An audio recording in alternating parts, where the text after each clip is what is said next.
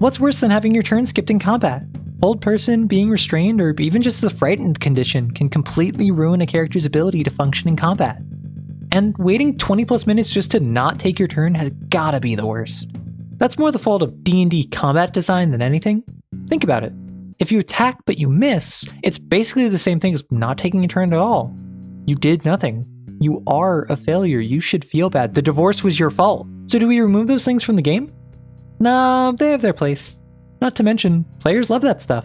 Well, when they can use it. So, to remove them entirely would frustrate players, and removing it just for enemies would be kinda busted.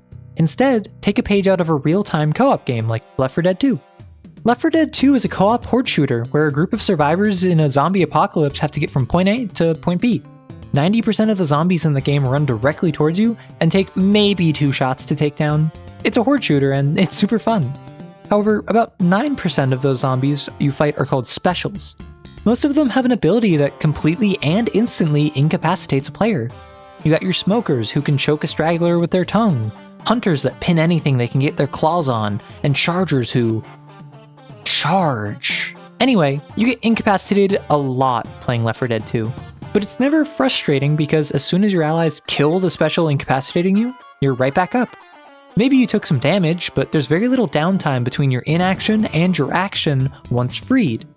That means the most frustrating part of being downed is the speed with which your team helps you back up, which, depending on how casually you're playing, could be completely absent. This is even true for that last 1% of zombies, or at least for the witches. They can instantly take someone down to 0 hit points, but again, because it's such a team-oriented game, you can get picked right back up.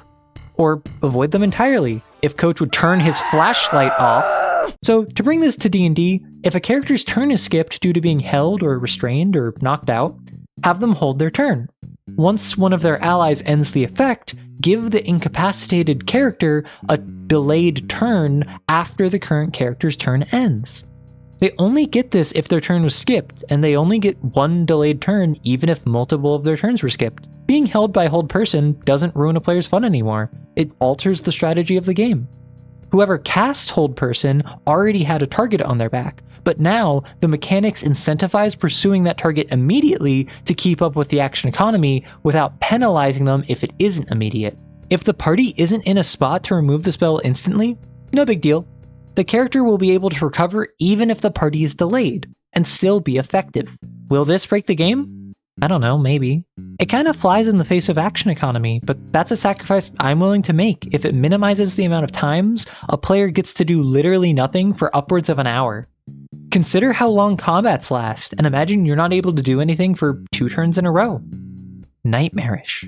To all you GMs who are hyper-focused on balance, but also complain about your players not being engaged, this is why.